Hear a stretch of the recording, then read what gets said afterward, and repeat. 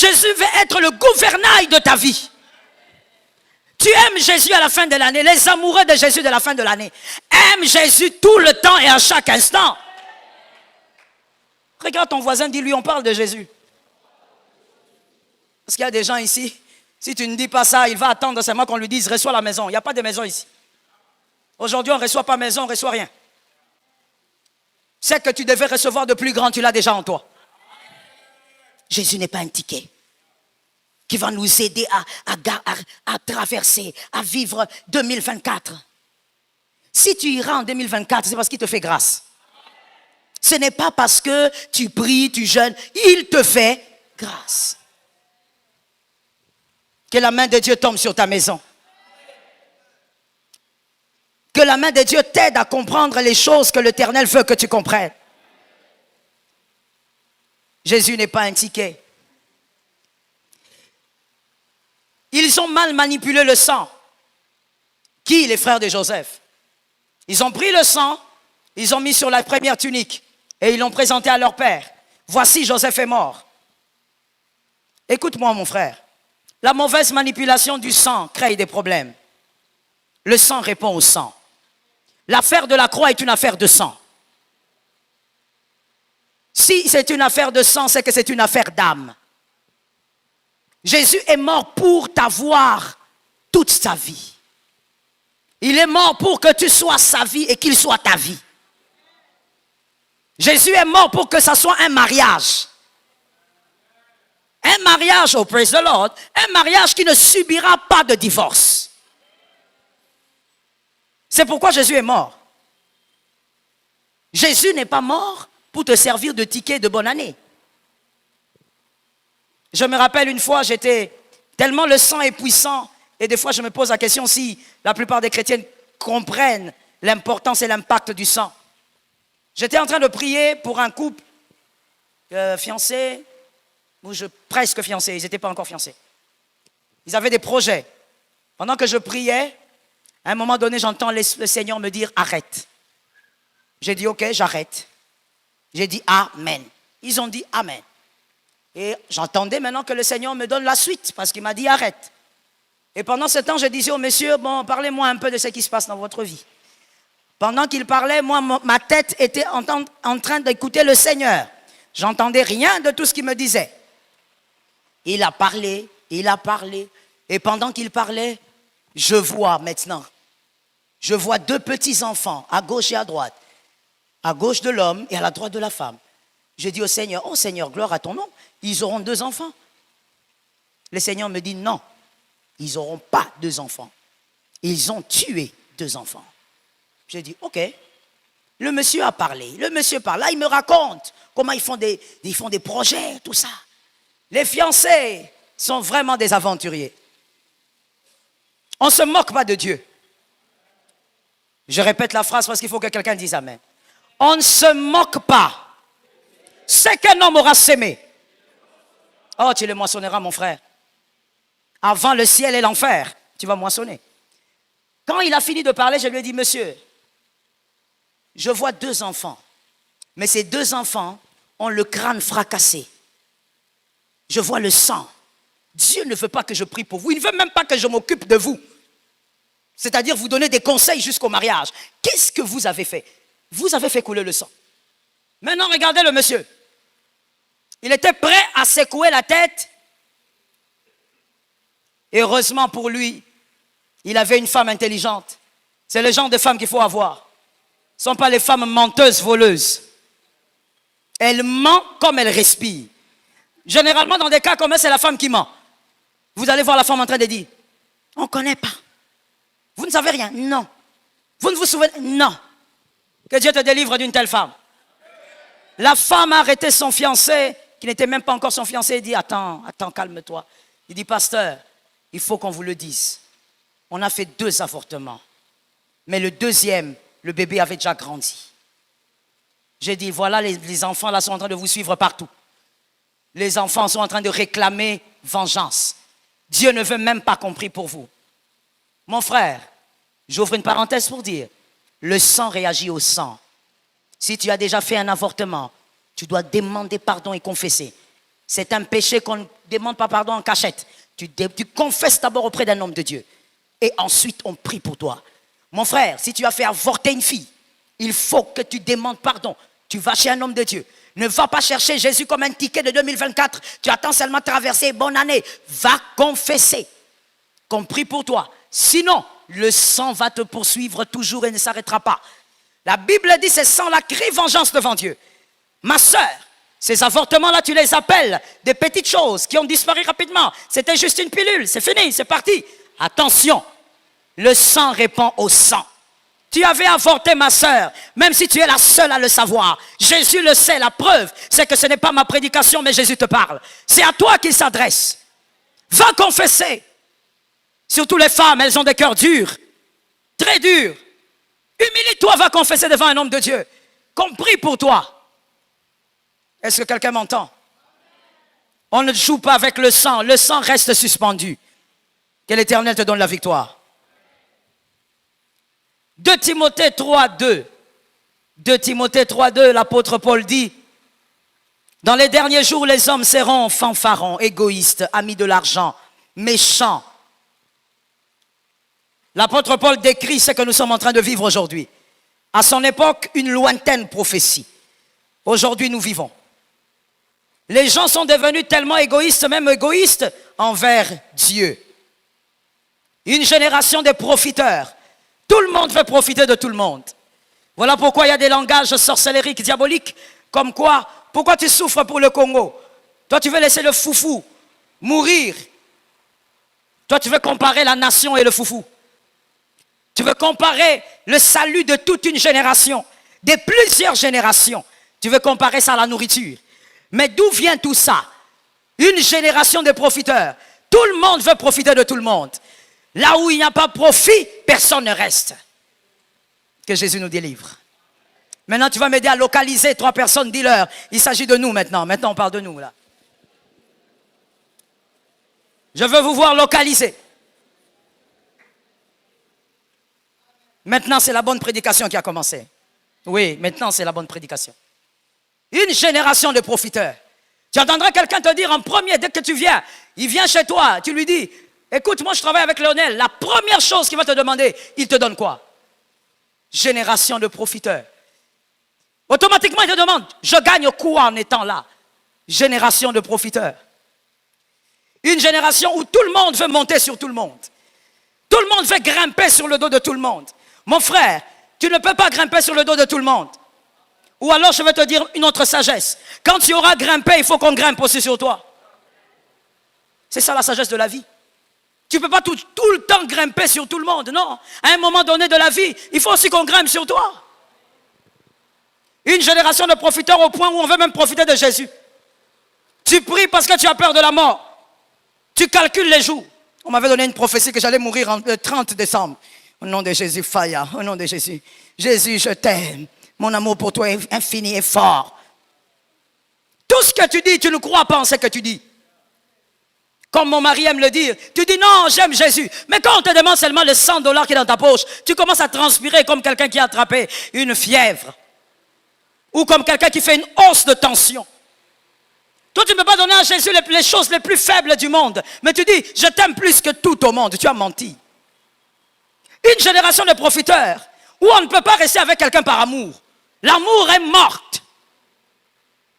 Ou est mort, si vous voulez. L'amour est décédé, enterré. Tu vois une fille qui veut épouser un homme par profit. Il habite où? Quand on te dit seulement qu'il habite vers, donnez-moi un quartier. Non, donnez-moi un quartier. Ça, ce n'est pas un quartier. Donnez-moi un bon quartier. Voilà. Ça, c'est un bon quartier. Tu entends seulement, il habite à Kitokimosi. Ça, il faut que je prie. Il faut que j'entre en prière. Là, maintenant, tu es devenue femme de prière. N'est-ce pas, Laetitia? Maintenant, tu es devenue femme de prière. Mais quand on te dit, oh, il habite Gombe, il travaille à tel endroit, il a des entreprises. Alléluia. Dieu m'avait promis que cette année ne finira pas. In the name of Jesus. Dieu t'avait promis. Tu as oublié que tu dois prier. Génération. Merci. Je te dis, c'est la meilleure partie de la prédication, donc il faut répondre. profiteurs. Il y a des gens même qui viennent dans les églises par. Non, je vais aller dans telle église parce que j'ai remarqué qu'il y a tel ministre qui vient. Sorcier. Non, je vais aller dans telle église parce que j'ai remarqué qu'il y a le DG, le PDG. Quelle génération de profiteurs. Même avec Jésus, tu as cette sémence-là. Tu attends 2024. Tu te dis, tu veux profiter de Jésus comme un ticket. Toutes les bières qu'il y avait dans ton placard, tu les as mis où, monsieur? Tu te rappelles comment hier soir tu as tout jeté? Et quand tu jetais, tu chantais. Yesunde kona bolingo. Où as-tu mis toutes ces bières? Toutes ces cigarettes-là. Quand on te dit fumer, c'est pas bon, tu dis, montrez-moi un verset de la Bible. Ah bon? Qu'est-ce qui est écrit sur la plaquette? I'm just amazed. Comment quelqu'un peut être comme ça? Tu vas répéter ça parce que ton voisin ne sait pas. Tu vois jusqu'à l'âge qu'il a, il ne sait pas. Il n'a jamais fait attention. Qu'est-ce qui est écrit sur la boîte à cigarettes? Fumer est préjudiciable. Mais tu as ça et tu me demandes un verset biblique. Les païens t'ont déjà donné un verset. Mais là, tu as jeté. Tu as jeté pourquoi? C'est la fin de l'année. Profiteur, même avec Jésus. Toi, tu profites même avec Jésus. Ce monsieur-là, tu avais dit qu'il n'était pas intéressant. Mais tu es rentré parce que tu as besoin de te faire des tissages à la fin de l'année. Le monsieur là aussi, tu manques tellement de discernement que tu n'as pas compris pourquoi il est rentré en dernière minute. Tu crois que c'est parce que tu es beau? C'est pas parce que tu es beau. Et, écoute maintenant quand ce monsieur, le monsieur qui manque de discernement là, hein, c'est pas toi, hein? Ce monsieur-là, regarde maintenant comment il réfléchit. Je savais. Elle allait revenir. Je savais. Toi, on te revient seulement en décembre. Connais-tu le poulet du décembre? Connais-tu la chèvre de décembre? Mon frère, tu es le poulet de décembre. Génération des profiteurs. Quelqu'un qui devient l'ami de l'autre parce qu'il veut profiter de sa poche. Mon frère, sors de l'esclavage. Toi-même, d'abord, commence à sortir de l'esclavage. On ne doit pas être de cette génération de profiteurs jusqu'à profiter de Jésus. Sortons de ce couloir. Voilà pourquoi vous voyez que quand on dit ici, Yamalaika Time, le temps de l'ange, où nous amenons des vivres pour les orphelins, vous voyez très peu de gens, je parle d'ici, je ne parle pas d'ailleurs, très peu de gens amener les choses pour les orphelins ici. Tout le monde s'occupe de sa maison, tout le monde s'occupe de ses enfants, génération. Merci. Personne ne veut amener même des petites chaussures. Le 25, c'est quand? C'est demain, non? Tu es déjà parti?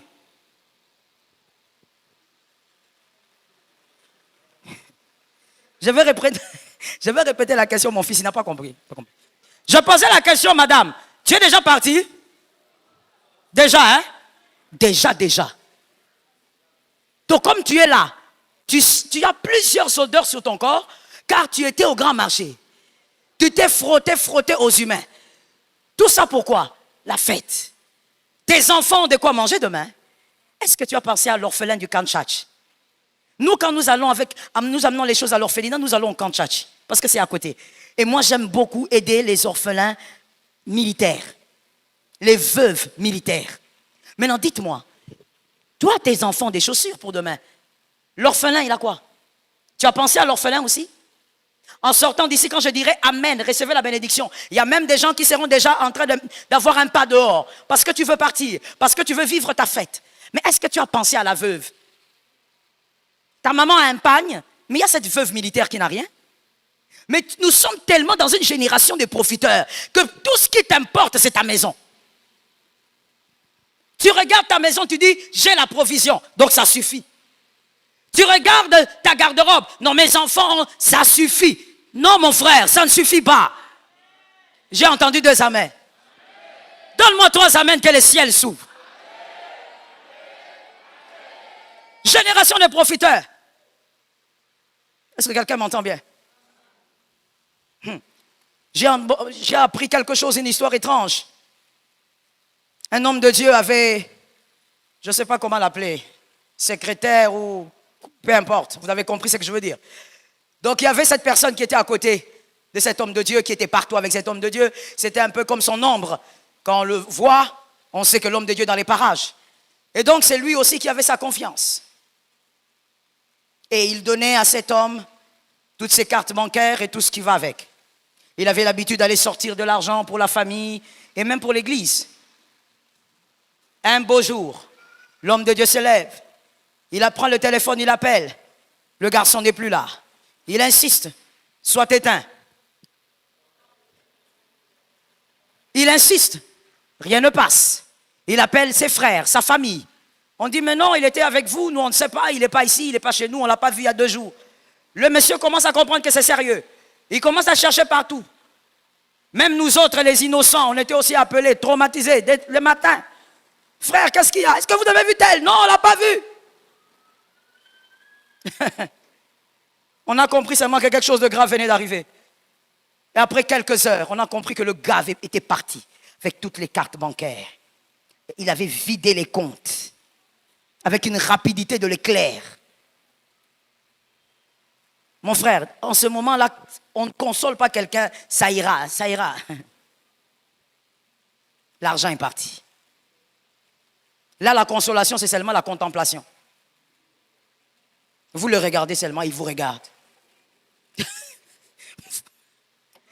Yes, that's it. Vous manquez quoi dire? Parce que, frère, perdre l'argent, perdre $50, perdre 100 000, 300 000, mon frère, toi comme je te connais, tu vas me casser tout ce qu'il y a ici. Le gars, il était down. Et quand on a réfléchi, on a prié avec lui après, on a dit, ah l'homme, le cœur de l'homme. Mais ce garçon est resté là pendant plus de 15 ans. Le cœur de l'homme. Mon frère, une génération où on ne te fait pas du bien en oubliant. On te fait le bien pour te le rappeler. Je t'avais fait le bien l'année passée. Comment toi aujourd'hui tu ne peux pas? Que Dieu te délivre. Et que jamais, ou plutôt je veux dire, sois délivré, n'utilise pas le Christ au nom de Jésus. Ne profite pas de Jésus. Jésus t'a tout donné. Est-ce que quelqu'un m'a capté? Le dernier point. La deuxième tunique, je ne pourrais pas prendre la troisième. La deuxième tunique. Celle que Joseph avait laissée pour avoir la paix. Merci beaucoup. Pour avoir la paix. À cause de ses frères méchants, il devait trouver des stratégies maintenant pour que sa destinée soit en paix. Aujourd'hui, les chrétiens utilisent aussi la Christ comme cette deuxième tunique. Et je vais te choquer en te disant que ce n'est pas normal. C'est toujours la sémence du profiteur. Christ n'est pas un sapeur-pompier. Non. Regarde un peu une voisine ou deux, dis, Jésus n'est pas un sapeur-pompier. Maintenant, aide-moi, lève ta main droite et dis avec moi, Jésus n'est pas un sapeur-pompier. Tu l'as bien dit? À la fin de l'année, tous les chrétiens utilisent Jésus comme, oui, un sapeur-pompier. Jésus n'est pas un sapeur-pompier. Tu verras tous les chrétiens en train de dire, bonjour mon frère, bonjour. La deuxième phrase, comment tu vas? Ça va. La troisième phrase, bon mon frère, l'année est en train de terminer. Complète la phrase. Tu avais écrit hier, complète la phrase. Tu avais écrit ça, complète. Complète, non mon frère. Parle un peu plus fort. Tu vois que tu t'es retrouvé. La première phrase, comment tu vas? La deuxième phrase, moi je vais bien. La troisième, mon frère, tu sais, dans la vie, il faut grandir. Il y a beaucoup de choses que j'ai vécues en 2023. 2024 arrive. Je veux la paix. N'est-ce pas? Jésus est devenu pour vous le sapeur-pompier. Ça veut dire que vous avez allumé le feu toute l'année. Tu as insulté, tu t'es moqué, tu as critiqué, tu as rendu les choses désagréables autour de toi. Tu as rendu les cœurs aigris. Ça veut dire que tu nous as mis mal à l'aise. Maintenant, toi, tu attends la semaine prochaine pour utiliser Jésus comme étant un sapeur-pompier. Que Jésus vienne éteindre le feu par un faux pardon que tu vas tous nous donner. Ou nous demander. C'est là maintenant que tu commences à appeler. D'ailleurs, tu ne vas même pas appeler. Il y a des spécialistes en ça ici. Tu prends ton répertoire et puis je ne sais pas comment tu fais. Tu fais, je ne sais pas moi comment, et puis tu envoies à tout le monde. Pardonnez-moi, pardonnez-moi, pardonnez-moi, pardonnez-moi. My goodness, quelle génération. Jésus n'est pas un sapeur-pompier. Jésus vit en toi pour que tu n'allumes pas le feu. Le sapeur-pompier, il vient quand il y a le feu. Mais Jésus, s'il vit en toi, c'est pour t'éviter d'allumer le feu. Tu abîmes les cœurs des gens et puis tu attends la fin de l'année. Tu abîmes les cœurs des membres de ta famille et puis tu attends la fin de l'année. Vous savez, comment on dit ça en lingala là? Il y a un terme là. Non, oui, il y a ça, mais il y a l'autre là. Et l'autre, on quelque chose là. Aha! Et l'autre, on ici, il a raté. Mon frère, il y a des choses, quand vous les gérez mal dans la vie, ça ne finit pas. Ça va de génération en génération. Les larmes que tu as causées dans le cœur de quelqu'un risquent de faire pleurer 5 générations après toi. Arrête de te comporter comme ça. Jésus n'est pas un sapeur-pompier. Tu as dérangé tout le monde toute l'année. Il y a même aussi des gens dans le couple, ils sont professionnels en ça. Tu verras les maris s'asseoir, c'est toujours les maris qui commencent. Il fait asseoir sa femme. Assieds-toi, j'ai à te parler. Et sa femme aussi, elle vient, elle s'assied comme si on allait lui dire maintenant qu'on a acheté une maison. Ça n'a rien à voir avec tout ça. Hein? C'est même pas une maison qu'on a achetée ou il y a un terrain pour les orphelins, non. Fais asseoir. Tu sais, toi, non pas toi, hein, parce que toi tu es un homme. Je n'ai pas envie d'avoir des problèmes ici. On dit, toi, tu es la femme que j'ai épousée. Est-ce qu'on ne sait pas? Elle sait qu'elle est la femme que tu as épousée.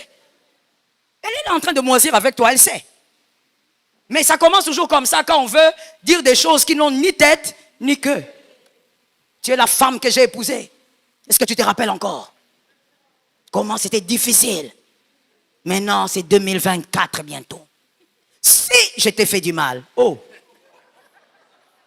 There is a problem somewhere. Non, la phrase a très mal commencé. Et c'est de ça que je parle. Hein. C'est de là que je finis ma prédication. Hein. Il faut qu'on règle ça maintenant et tout de suite, sinon je ne serai pas un bon pasteur pour toi. Quand tu dis si, tu as déjà tout biaisé. Tu as déjà abîmé le processus du pardon. Je dis le processus. Tu commences à dire si j'étais blessé. Tout tombe déjà. Parce que tu ne sais même pas reconnaître que tu as blessé. Et toi, tu attends la fin de l'année pour demander pardon à ta femme. Jésus n'est pas un sapeur-pompier. Tu attends la fin de l'année pour demander pardon à ton mari. Et la femme, quand elle demande pardon à son mari, c'est terrible. Elle va commencer par le village de son papa.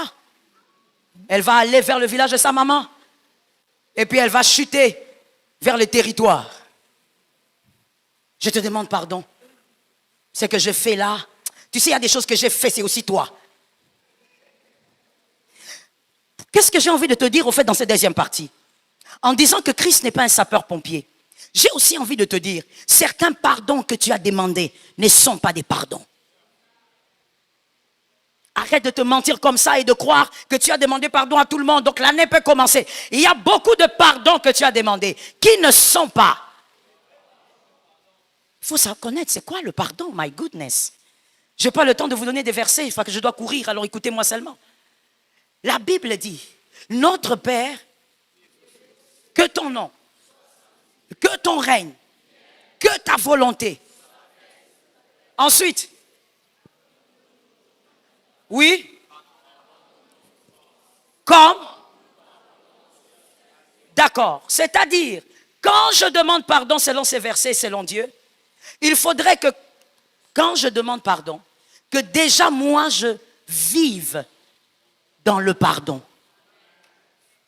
Si je n'ai pas l'habitude de pardonner, même si je demande pardon à la fin de l'année, ce pardon n'est pas compté dans les cieux. Tu as dit des belles phrases, tu as écrit des jolis SMS, mais ça n'a pas d'impact spirituel. Le pardon est donné comme toi tu parles. En anglais, like is given. C'est-à-dire, c'est déjà donné. La manière dont toi tu vis dans le pardon. Si tu as l'habitude de ne pas pardonner facilement, ce ne sont pas tes SMS qui vont changer quelque chose. Dieu va te juger comme tu juges les autres. Il te donne le pardon selon que toi-même. Maintenant, il y a une autre réalité que je ne comprends pas. Je parle toujours du pardon très, très mal demandé, hein, très mal formulé. La Bible dit, dans Jean 10, 10, le voleur fait quoi? Voler. Regardez. Mon fils, donne-moi ta chaise. Regardez bien, s'il vous plaît. Parce qu'il faut qu'on règle ça avant même la semaine prochaine. Il faut que le Saint-Esprit te délivre de ça et que le diable arrête de te manipuler. Tu seras là en train de dire, mon frère, pardonne-moi. Or, que dans le monde spirituel, Dieu te tient toujours ce mal. Tu ne vas même pas comprendre que, comment j'ai demandé pardon, mais je continue de subir certaines choses. Dieu n'a pas compté ce pardon. Parce que tu es dans un pardon où il n'y a que toi qui crois que c'est un pardon. Le pardon, la Bible dit, lorsque tu iras donner l'offrande et que tu te seras souvenu qu'il y a quelqu'un qui a un problème, la Bible parle de deux choses qui sont importantes ici. Se souvenir et la personne. C'est-à-dire, ce n'est pas moi le problème. Moi, je n'ai pas un problème envers lui. Mais j'ai appris que elle, lui, a un problème. Qu'est-ce que je fais? Tu laisses l'offrande. Que quelqu'un me dise, je laisse l'offrande. Souvenir, c'est-à-dire quoi? C'est-à-dire en réalité deux choses que vous allez retenir rapidement. La première chose, il ne faudrait pas que quelqu'un ait un problème contre toi et que tu l'oublies. Tu dois être capable de savoir si quelqu'un a un problème contre toi. Deuxième chose que ça veut dire souvenir, c'est que vraiment, tu as déjà tout réglé, mais comme tu es humain, tu peux oublier. Donc cela veut dire que en ce qui te concerne, tu as tout fait pour être en bon terme avec. Que quelqu'un me dise le faux pardon. Toi, tu ne causes pas avec monsieur héritier. Mais tu dis que je fais quoi? Faux pardon. Lorsqu'on pardonne, il y a la paix. Et la paix ne passe pas par une certaine aigreur. Lorsqu'on n'adresse pas la parole à quelqu'un, on a de l'aigreur. Il ne faut pas appeler ça autrement. Oh non, j'ai juste pris mes distances. Faux pardon. On dit ne donne pas l'offrande. Pourquoi? Parce que la plupart d'entre nous, nous venons donner l'offrande dans les corbeilles ici. Que Dieu nous pardonne. Nous venons déposer l'offrande dans les corbeilles en pensant que c'est le montant de l'offrande qui nous valorise. Alors que c'est la qualité de la pureté de l'offrande. Dieu t'interdit de mettre l'offrande parce que cette offrande n'est pas comptée. Si tu as quelqu'un, je dis bien si quelqu'un a un problème contre toi. Je ne dis pas toi, si quelqu'un. On ne compte pas ton offrande.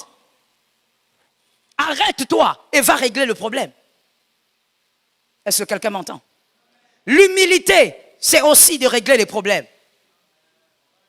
Est-ce que quelqu'un m'entend? Que quelqu'un me dise l'orgueil. L'orgueil, c'est de refuser d'aller voir l'autre pour lui dire quel problème tu as contre moi. C'est de l'orgueil. Et tu veux finir l'année comme ça.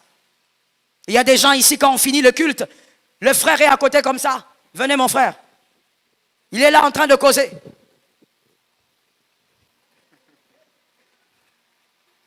Quand le frère t'appelle, tu fais comme si tu n'as pas entendu. Tu sors d'un culte. Sorcier. Sois délivré du mal. Je n'ai pas entendu, je dis sois délivré du mal. C'est quelle église où tu viens, on te dit seulement, reçois, tu auras, Pénina sera vengé, ceci, cela, tu vas marcher sur cet adversaire. Mais alors que ton cœur n'est pas conforme à la parole de Dieu. Tu veux aller en 2024 comme ça? Et tout ce que tu trouves à dire, comme une personne très malhonnête, parce que la malhonnêteté commence d'abord par soi-même. Tu es très malhonnête. Tu dis, moi j'ai aucun problème avec elle, j'ai juste voulu rester dans mon coin. Qu'est-ce que ça veut dire? Si tu veux rester dans ton coin, c'est parce que tu ne la supportes pas. Si tu veux rester dans ton coin, c'est parce que tu ne le supportes pas. C'est ça la vérité. Mais lorsqu'on pardonne, on supporte. C'est ça le vrai pardon. Que quelqu'un d'autre me dise, faux pardon. Quelqu'un est en train de souffrir quelque part? C'est bien alors. Faux pardon. Non, moi je préfère rester à mon coin parce que quand je suis près de lui, on a trop de problèmes. Mon frère, la sagesse, c'est de vivre avec quelqu'un de très différent et de ne pas avoir de problème. J'ai toujours dit à mes fils et à mes filles, quand ils ont des problèmes, quand tu as un problème avec quelqu'un, le premier problème, c'est toi. C'est pas lui. Si tu avais été sage, tu n'aurais pas eu de problème avec lui. Tu n'as pas été sage. Le faux pardon. La Bible dit maintenant, on l'a dit tout à l'heure, Jean 10, 10, n'est-ce pas? Le voleur fait quoi? Écoutons-nous. Les gens demandent pardon à la fin de l'année parce qu'on a l'impression qu'on se dégage. Monsieur, je peux avoir votre veste, s'il vous plaît? Oui. Vous avez une belle veste, je peux l'avoir? Merci. Les gens, ils demandent pardon à la fin de l'année. Merci. Parce qu'ils pensent que c'est une manière d'enlever un fardeau et d'entrer dans l'année nouvelle sans aucun fardeau. C'est même ce que tout le monde dit, n'est-ce pas? Je ne veux pas entrer dans l'année avec des poids, avec des charges. Ils pensent que le fait d'enlever un poids, c'est aussi, ou ça équivaut, se débarrasser. Non. On peut enlever sans se débarrasser. On peut quitter une chose sans s'en débarrasser. La chose peut continuer à avoir de l'influence sur vous, sur votre mental, sur votre vie, sur votre façon de réfléchir. Mais vous avez enlevé. Le pardon n'est pas le fait d'enlever un poids. Le pardon, c'est le fait de se délivrer de quelque chose. On ne peut pas être délivré de quelque chose et subir son influence. La délivrance, c'est ça le pardon. Le vrai pardon, c'est la délivrance. Je me délivre de l'aigreur, je me délivre de la colère, je me délivre de tout ce qui entourait cette situation. Je suis délivré, c'est-à-dire que ça n'aura plus d'impact sur ma vie de tous les jours.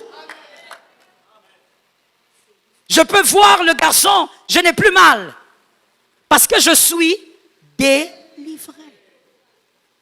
On ne te demande pas d'enlever, mon frère. Tu nous demandes tous pardon parce que tu veux enlever quelque chose. Tu ne veux pas entrer avec en 2024, que quelqu'un d'autre me dise erreur. Selon Jean 10, 10, on dit le voleur fait quoi? Il égorge, il dérobe, il détruit. Il fait ça quand? C'est ça maintenant le problème. Quand est-ce qu'il le fait? Toi qui veux enlever ça, parce qu'au fait, tu veux pas, ton problème c'est que ça ne doit pas te suivre en 2024. Il faut que ça reste. Ça reste en 2023. Je demande pardon à tout le monde, même aux gens. Ça fait 15 ans que je n'ai pas parlé avec mon papa. Je lui demande pardon parce qu'en 2024, je dois être un homme nouveau. Alors, je vais laisser ce fardeau-là. Lorsque tu as vécu des moments d'animosité avec tes frères, dans le Seigneur, dans la famille, avec tes parents, avec ta femme, avec ton mari, pendant ce temps-là, c'est en ce moment M que le diable a commencé à voler. Et c'est en ce moment M qu'il a pris les conséquences de ton aigreur, qu'il les a amenées en 2024. Les conséquences de ta méchanceté est arrivée avant toi. Le diable ne vole pas quand vous demandez pardon. Le diable vole quand vous êtes en problème avec cet homme, avec cette femme. Et il prend la semence, il dépose en 2024. Conséquence, la plupart d'entre nous, on va célébrer, on va faire la veillée de traversée, mais en 2024, il y aura les conséquences de ça. C'est déjà là. Ça nous attend. Non, je te demande pardon parce que je ne veux pas avoir de... Le problème est déjà là. Il t'attend en janvier, en mars, ou je ne sais pas où est-ce que le diable a jeté ça. Parce que le diable est libre de déposer là où il veut. Il t'a volé. Pourquoi Dieu dit attention, ne laissez pas l'accès? Vous croyez que c'est une blague? Vous croyez que c'est un jeu au fait? Ou tu nous envoies des textos à la fin de l'année, voilà, pardonnez-moi. Ce n'est pas un jeu, monsieur. Il y a même pire dans cette salle, parce que je ne suis pas là pour parler à l'œil de Jésus. Je parle au campus ma campagne. Il y a pire. Il y a des gens, vous êtes en problème avec vos conjoints, mari-femme. Toi, tu fais 4 jours, tu ne parles pas à ta femme.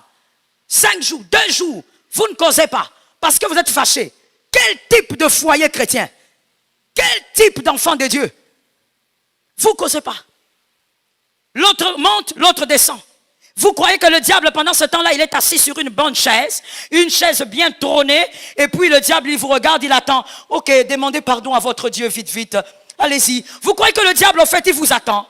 Il attend que vous puissiez vous réconcilier, comme un bon, gentil bourreau. Le diable, il vole la destinée de vos enfants. Il choisit. Et ce que je déteste avec lui, c'est que le diable, quand il se sert, il choisit toujours l'arbre de la connaissance du bien et du mal. Il va toujours toucher à la chose qui va atteindre les générations. Le diable n'a que faire de ton âme. Ce qui compte pour le diable, c'est la génération derrière toi.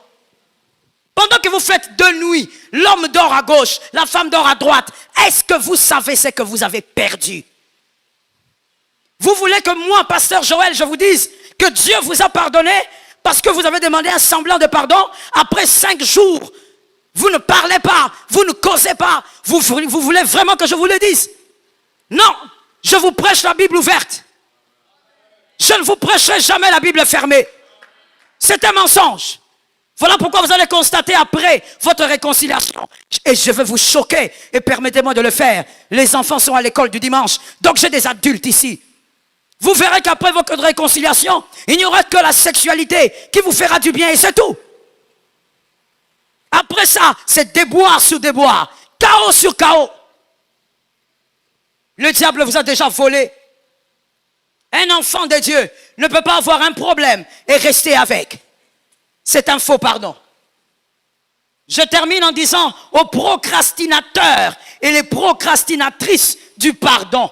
Vous qui aimez procrastiner vos pardons, vous aimez dire j'attends un peu 2 jours, j'attends un peu 1 année, j'attends un peu qu'il se calme. Pendant que tu attends qu'il se calme, le diable ne se calme pas. Pendant que vous ne vous réconciliez pas, le diable vous vole les étoiles les plus grandes. Procrastinateur du pardon, c'est toi qui as perdu. Je suis venu t'annoncer une triste nouvelle. C'est que cette année, avec ta manière de gérer les relations, tu as perdu beaucoup de choses. Le diable a volé des choses qu'il a déposées en 2024 comme conséquence. C'est la mauvaise nouvelle, mais elle doit être donnée. Parce que c'est comme ça que tu as mené ta vie cette année. Tu as cru que Jésus était le sapeur-pompier. Il veut venir éteindre quel feu? Le diable a déjà volé. Seigneur, bénis-moi. Il va bénir quoi? Seigneur, pourquoi dans cette maison les enfants ne font que tomber malades? Comment tu vis avec ton mari? Comment vous réglez vos conflits? Des enfants de Dieu. Aujourd'hui, on a des enfants de Dieu mariés, mais qui ne se parlent pas. Parce que je ne suis pas d'accord avec une chose. Vous faites toute une journée. Pire encore, l'homme vient à la maison et dit, je ne mange pas ta nourriture. Tu ne veux pas manger la nourriture de ta femme? Tu veux manger quoi? Quelle immaturité! Est-ce que je peux choquer? Est-ce que je peux choquer? C'est de l'enfance. Un homme mature ne refuse pas la nourriture de sa maison. C'est de l'enfance. Quelle bébification! Tu vas refuser à manger? Parce que tu n'es pas d'accord avec ce qu'elle a dit. Tu n'es pas d'accord avec ce qu'elle a dit. C'est-à-dire tu n'es pas d'accord avec sa tête. Mais tu n'as pas de problème avec ses mains. Un homme mature ne refuse pas les aliments de sa maison. C'est sa maison. C'est de l'enfance. Tu t'es marié gamin.